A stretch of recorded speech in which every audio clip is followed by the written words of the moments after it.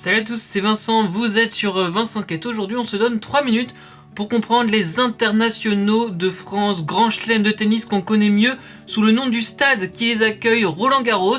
N'oubliez pas que vous pouvez liker et partager cette vidéo et vous abonner à la chaîne sans oublier la petite cloche pour ne rien manquer. La vidéo est prête, merci d'être sur Vincent Quête.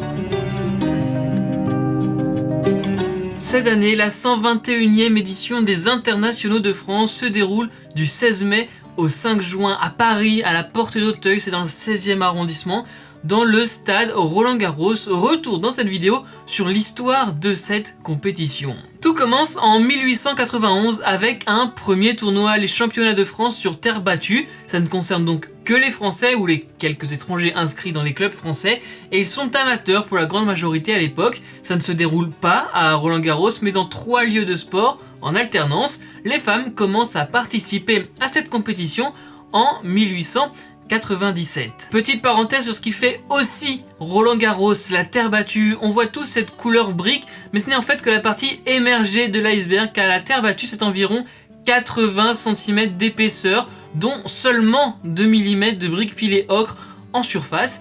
Vous voyez à côté de moi la composition du terrain. Il faut plus d'une tonne de terre battue pour faire un cours. 100 personnes s'occupent chaque année de l'entretien de la terre battue pendant la compétition à Roland Garros. En 1925, le tournoi change de dimension et accueille désormais les joueurs étrangers. Ça devient les internationaux de France, l'actuel nom officiel de la compétition. Et il faut le dire, les Français brillent par leurs résultats à l'époque. Les hommes gagnent notamment la Coupe Davis en 1927, ce qui donne l'impulsion pour créer un stade rien que pour le tennis à Paris, le fameux stade Roland Garros qui sera inauguré l'année suivante. Le complexe est construit sur un terrain de 3 hectares qui appartenait au Stade français. Le stade Roland Garros regroupe aujourd'hui 18 cours de tennis en terre battue, dont les 3 principaux. Numéro 3, le cours Simone Mathieu, du nom d'une ancienne joueuse de tennis française, 5000 places. Numéro 2, le cours Suzanne Lenglen, l'une des premières joueuses mondialement connues, 10 000 places.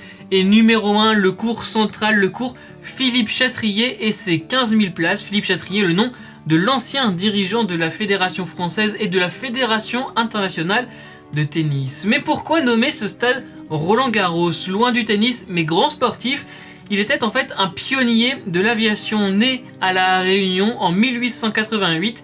Il se passionne pour les avions dès l'âge de 21 ans et apprend à piloter seul. En 1913, il traverse la Méditerranée en 8 heures, c'était une première à l'époque. Pendant la Première Guerre mondiale, il invente un système permettant aux mitraillettes de tirer à travers l'hélice de l'avion, une première là encore. À la fin de la guerre, il est abattu dans les Ardennes dans son avion. Retour à l'histoire de la compétition. En 1968, ce sont les professionnels qui prennent possession de Roland Garros. En 1979, on agrandit les murs. Roland Garros passe de 5 cours à 10 cours, mais ce n'est toujours pas suffisant. Alors de nouvelles extensions sont créées en 86 et au début des années 90 pour atteindre jusqu'à 20 cours de tennis. Allez, pour finir, quelques informations en vrac. Avec 13 victoires en simple, Rafael Nadal est le plus grand vainqueur à Roland Garros. C'est l'américaine Chris Evert chez les femmes. Le plus long match a duré 6h35. 10 000 personnes travaillent pour faire des internationaux de France un succès chaque année.